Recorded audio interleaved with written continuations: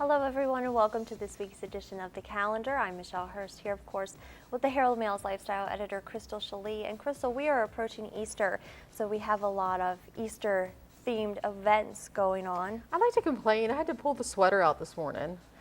Yes, it is we went through a little bit of a heat wave over the weekend, and now we're all kind of bundled up again here, and it doesn't really feel like Easter. No, it's so funny because it is late in the season, you know, for Easter, but I don't know. You never know. That's the thing about spring. It can change at any moment. Absolutely. So let's go ahead and start talking about some of the events we have coming up.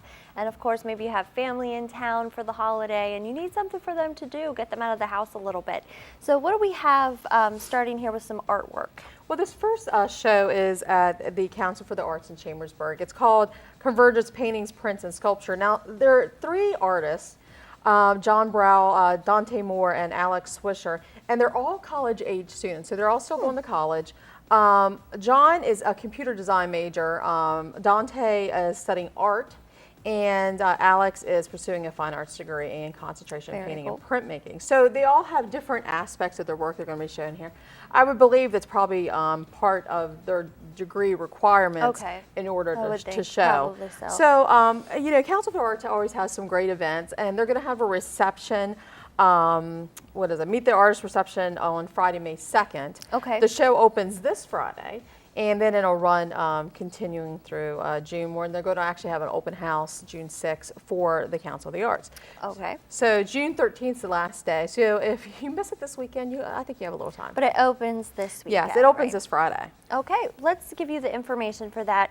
That, as Crystal said, opens this Friday at 10 o'clock and continues Tuesdays through Fridays until Friday, June 13th, and that is at the Council for the Arts along Main Street in Chambersburg, and of course their website councilforthearts.net if you would like to find out more information. Now this one I thought was really interesting. We talked, actually, if you watched the news recently, we talked about this, and there was an article in the newspaper. Right. And it is a living portrait. Now, I think it's interesting because people know so well Da Vinci's painting of the Last Supper of Jesus and his disciples. There's been so many, you know, like, what does it really mean? And who's actually there? And what was the most recent one? The one was actually supposed to be a woman. Yes, I remember that. So basically, this event I was put on by two churches, the Pleasant Valley Baptist Church and New Covenant Fellowship Church, on 2 different nights. And it's a musical production with some choir singing in between. So they're going to actually have the Jesus and his disciples up there at the Last Supper, and Da Vinci himself is going to make a couple appearances. Okay, and I was reading, actually, Crystal, the article that was in the Herald-Mail, and I guess what you have to realize is that the living portrait, of course, is based off Da Vinci's portrait, which is set in Italy, as opposed to Jerusalem, which is what we often see, associate that with. So it's really neat. I would like to go and see that. I'll give you the information for that. A living portrait. It's going to be 7:30 on Friday at New Covenant Fellowship Church, which is in Boonesboro, and then on Saturday at 6 o'clock, it is going to be at the Pleasant Valley Baptist Church, which is along Gaplin Road in Roarsville. So free. Yes, and the great thing is, too, if you have kids 4 and younger, there's a nursery provided. Okay, wonderful. Good thing to know. And so, kind of getting in the Easter theme of everything, I think that would be really neat to go and check out. So let's go down now. We're going to completely switch gears. Now, this is for the people that, they're kind of tired of the chocolate. I don't know, anybody can be tired of chocolate. But ham and, being around the family. So Grayson Tony are a duo. They're Nashville-based, and they are a married couple. Okay. He actually saw her performing and kind of got smitten, and they eventually fell in love. I always love a story like that. They started playing what we call punk grass, which is like bluegrass with rock. Punk rock. Okay. Yeah. Not really punk rock, but more like a rock edge. Okay. But they've actually decided that that's no longer the genre. They're more really rock and roll based. We actually have a video of them. Oh, all right. Let's check that out. Taking back today.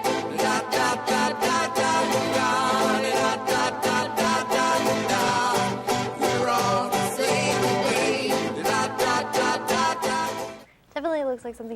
it, Crystal? Well, the interesting thing is they actually have started some videos that they're collaborating with other people. Christian Lopez, who we know here is from Martinsburg, Yes, is American, very well known in yes, this American area. Idol finalist. He is on their same label, and he makes Okay. like a guest appearance in one of their new videos coming out. Right. They have a new album called November, and it's going to be a great show. All right, let's give you the information for Grayson Tony. It's going to be 9 o'clock on Friday at the Shepherdstown Opera House, which of course is along German Street in Shepherdstown. Tickets are $5, and of course operahouselive.com for information on that show, and of course many others. Go early to get the couch. I always tell people that. Oh yes, I forget about that. Yes, that's the front row. You got to go early, get the couches. Yes, and they have a lot of really cool programs Uh-huh. at the Opera House, so I'm sure on their website they'll give you a list of events.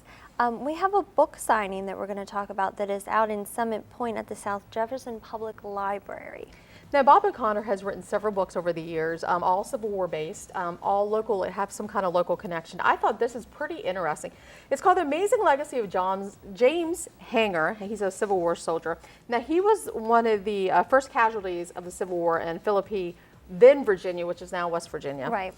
And because he was the first amputee of the Civil War, he hated the peg leg that was given him, and he actually helped to, how the prosthetics and stuff like that today. He has helped to advance that early in the years. I was reading over this, Crystal, when you sent the list of events that we talk about each week, and I thought that was really cool because it says about his engineering background. It helped him to, kind of develop what we would now recognize as an artificial leg rather than just the peg leg. Now, is this a true story? Do you know? This is definitely Okay. a true story, and that man did exist. And I think it's interesting, and people don't realize. I mean, the early prosthetics really did a lot of damage to but the fact that he could maintain Right. and walk and do things that he used to do.